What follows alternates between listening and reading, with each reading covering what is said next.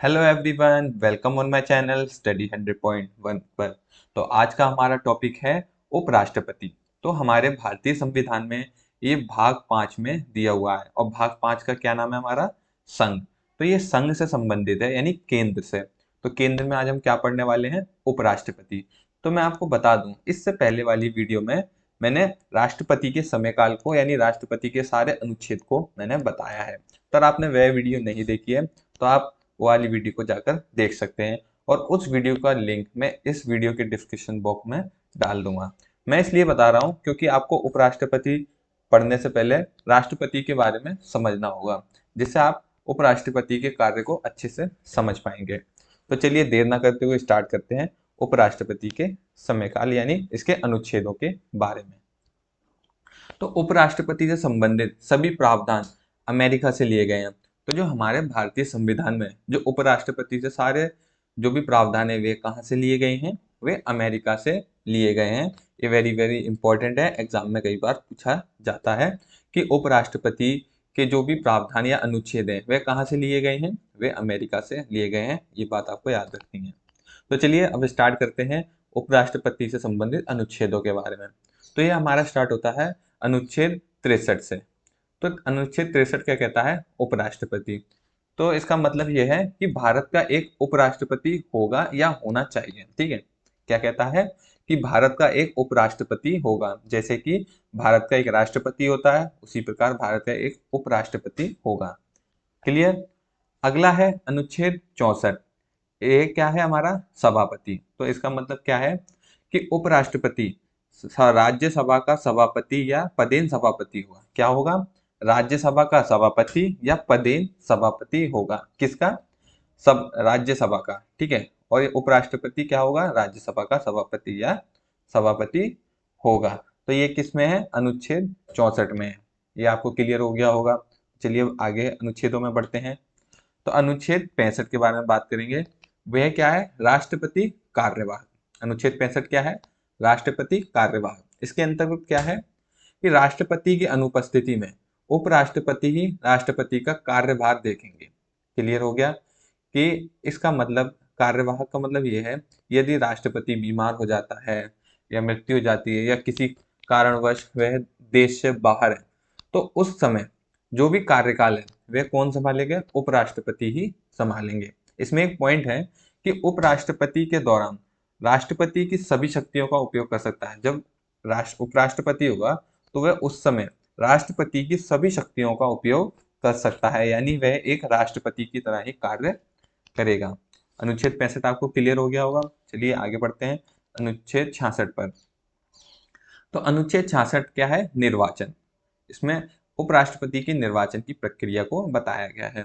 तो उपराष्ट्रपति का निर्वाचन राष्ट्रपति के निर्वाचन संक्रमणीय अनुपातिक पद्धति द्वारा ही होता है। जैसे राष्ट्रपति का चुनाव या निर्वाचन होता है, उसी प्रकार उपराष्ट्रपति का भी निर्वाचन उसी प्रक्रिया से होता है। उस प्रक्रिया का क्या नाम है? निर्वाचन संक्रमणीय अनुपातिक पद्धति। क्लियर? तो उपराष्ट्रपति के निर्वाचन में संसद के दोनों सदन राज्यसभा और लोकसभा भाग लेते हैं। ठीक है, उपराष्ट्रपति के निर्वाचन में संसद के दोनों सदन राज्यसभा और लोकसभा भाग लेते हैं। मैं आपको दोबारा रिपीट कर देता हूं जिससे आपको समझ आ जाए। तो उपराष्ट्रपति में निर्वाचन में संसद के मनोनीत सदस्य भाग लेते हैं। कौन भाग लेते हैं? संसद के मनोनीत सदस्य भाग लेते हैं। याद रखिएगा, इसमें एक पॉइंट है कि राष्ट्रपति के निर्वाचन में संसद के मनोनीत सदस्य भाग नहीं लेते हैं। ये आपको याद रखना है। और क्लियर हो गया होगा कि उपराष्ट्रपति के निर्वाचन में संसद के मनोनीत सदस्य भाग लेते हैं, लेकिन राष्ट्रपति के निर्वाचन में संसद के मनोनीत सदस्य भाग नहीं लेते। क्लियर? फिर है राज्य विधान परिषद के सदस्य ना ही राष्ट्रपति और ना ही उपराष्ट्रपति के निर्वाचन में भाग लेंगे। कौन? राज्य विधान परिषद के सदस्य। ये किस में भाग नहीं लेंगे? ना ही राष्ट्रपति के निर्वाचन में और ना ही उपराष्ट्रपति के निर्वाचन में ये भाग नहीं ले सकते। कौन नहीं ले सकते? राज्य विधान परिषद के सदस्य। ये भी आपको क्लियर हो जाना चाहिए। तो उपराष्ट्रपति संसद के किसी सदन के और किसी राज्य के विधानमंडल के सदस्य नहीं हो सकता।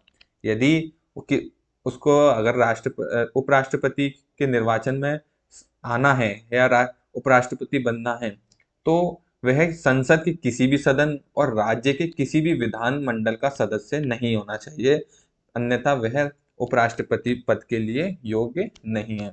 ये बात आपको क्लियर हो गई होगी। आगे बढ़ते हैं हम।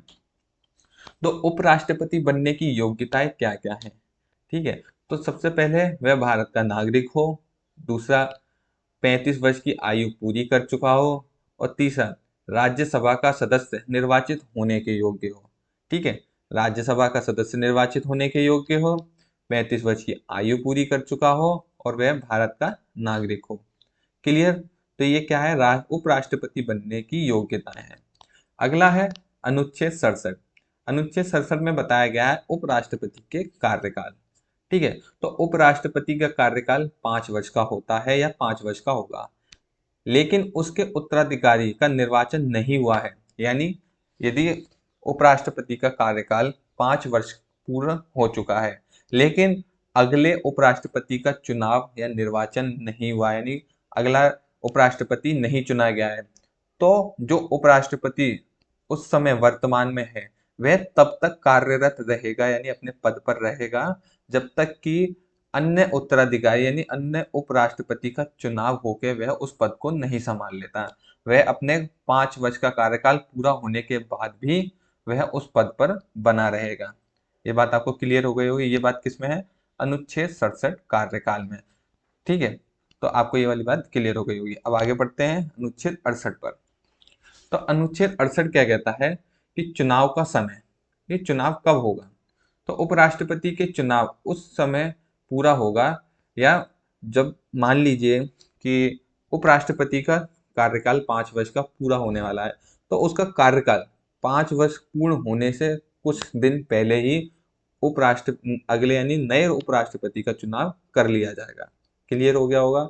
यानी इसका एक समय निर्धारित है, यानी कि अगर उपराष्ट्रपति का कार्यकाल 5 वर्ष पूर्ण होने वाला है तो उससे पहले ही अगले उपराष्ट्रपति का चुनाव कर लिया जाएगा। ये अनुच्छेद 68 में बताया गया है। अगला है अनुच्छेद 69। इसमें है शपथ।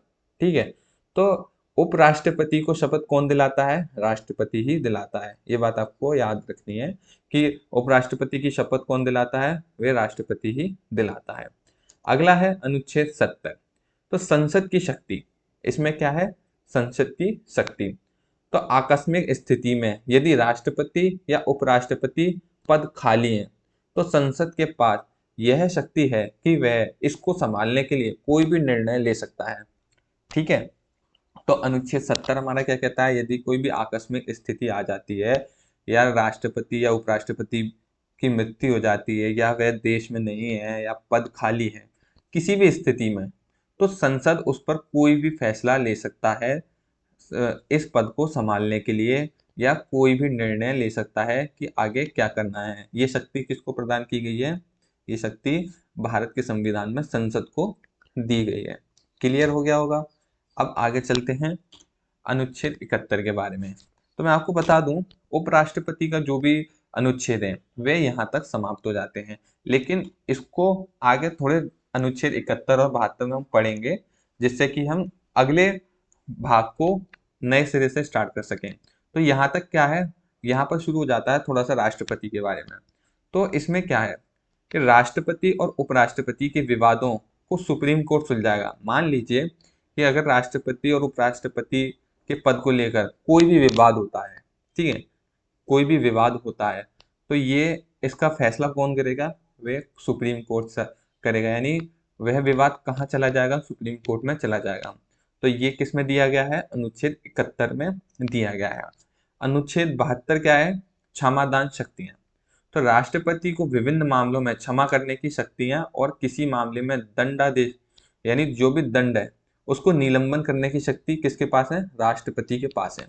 तो ये अनुच्छेद जो 72 है, क्षमादान की शक्तियां, ये एक बहुत बड़ा टॉपिक है। तो इसकी मैं अलग से आपको वीडियो बनाकर प्रोवाइड करूंगा और इसके बारे में फुल डिटेल आपको दूंगा। तो आज की वीडियो में बस इतना ही, जिसमें हमने पढ़ा है उपराष्ट्रपति के सारे प्रावधान, अनुच्छेद। तो उम्मीद है आपको वीडियो काफी अच्छा लगा होगा। तो वीडियो अच्छा लगा हो तो प्लीज लाइक कीजिए, कमेंट कीजिए और शेयर कीजिए, और साथ साथ चैनल को सब्सक्राइब करना ना भूलिएगा। धन्यवाद।